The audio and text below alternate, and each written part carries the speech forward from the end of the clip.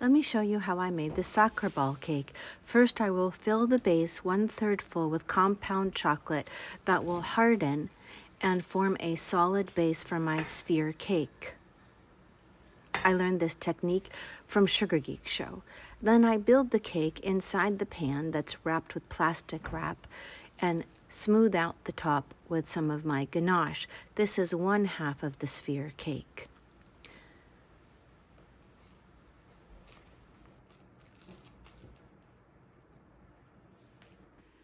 I like to add dowels to the bottom hemisphere for a little bit more support because I had a hemisphere cake bulge out one time, but not everybody finds it necessary to add dowels to the bottom half. The bottom half gets a cake board. This is the top half, and after it's been set in the fridge for a few minutes, you see it will easily release from the bowl that's been lined with plastic wrap and give me a nice shape to my hemisphere that's already been crumb coated with the ganache. The bowl comes off easily, and so does the plastic wrap once the ganache has firmed up.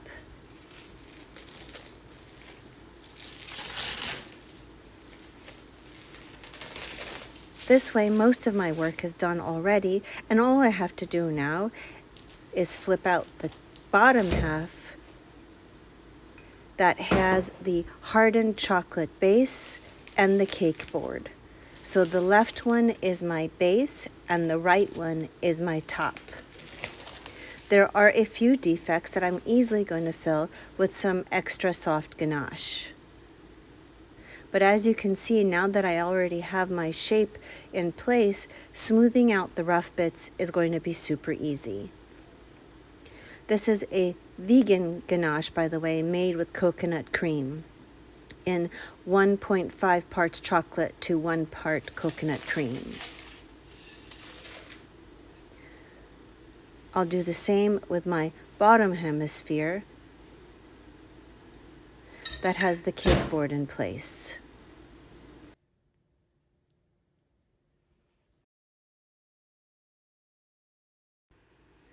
And my handy dandy husband will drill a hole in the middle of my cake base.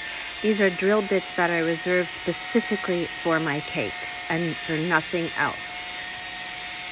A skewer will go into this cake base later. I'm going to tape a cake nail to my cake table to make it easier to decorate the soccer ball. I'm just using some packing tape here. The bottom sphere with the hole drilled in it will go into the cake nail,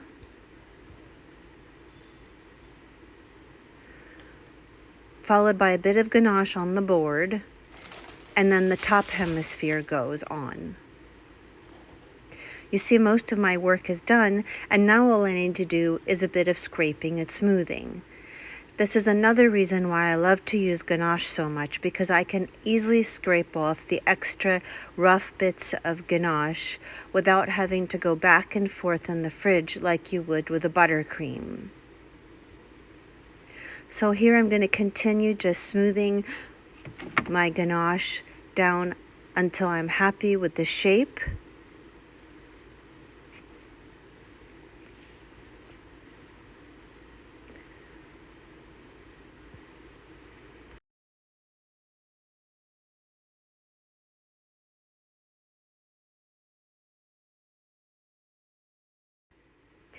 Now I'm going to use a bit of soft ganache to fill in my defects.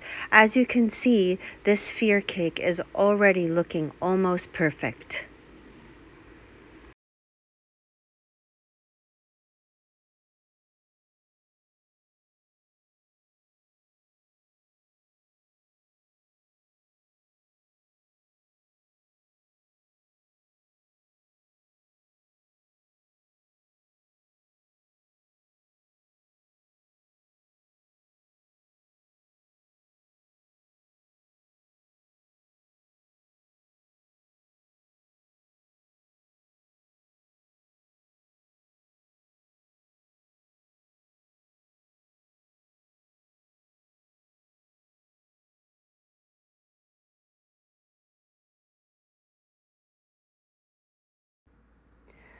I always cover my ganache cakes with a bit of shortening to make sure that the fondant pieces stick on well. I've cut out my hexagon and pentagon pieces from fondant ahead of time, and you can see where to buy these same cutters in the description below. This cutter set came from PME, which you can find on Amazon, and it gives you two sets, one for a 6-inch ball and another one for an 8-inch ball. This is a 6-inch soccer ball that I'm making now.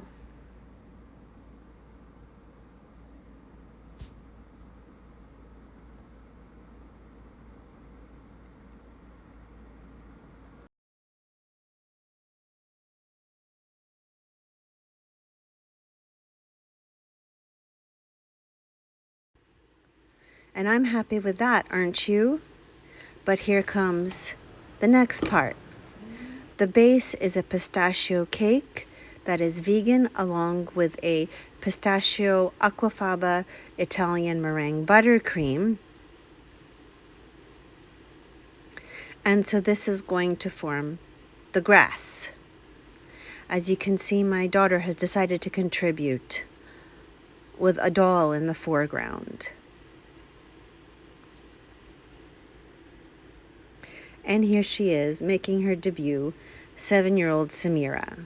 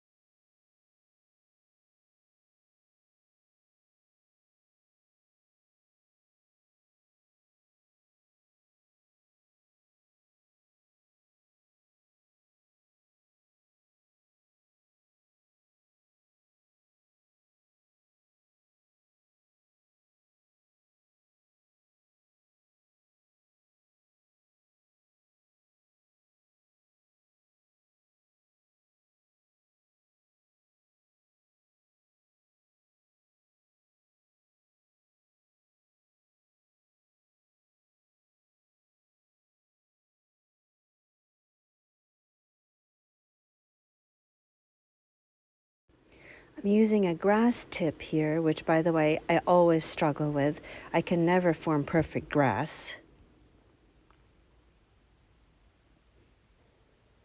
And I'm going to insert some dowels to support the weight of the soccer ball cake.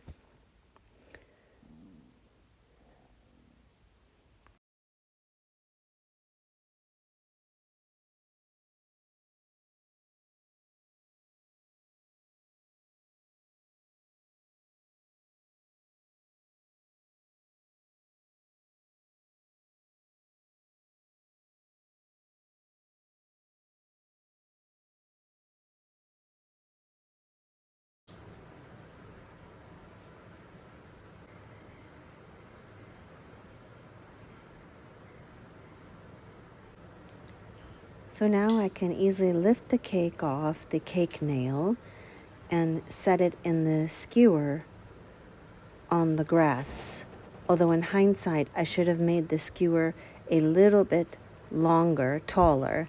And also, my grave mistake was putting that ball on a corner of the cake. And here is the tragedy.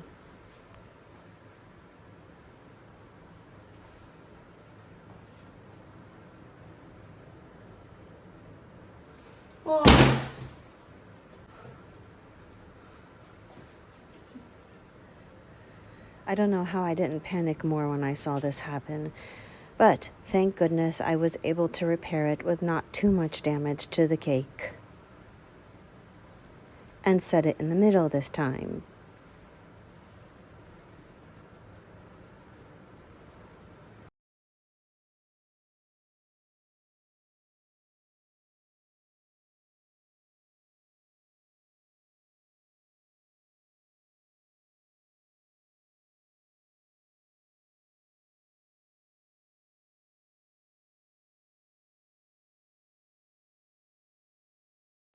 And here's the repaired and finished cake. Voila!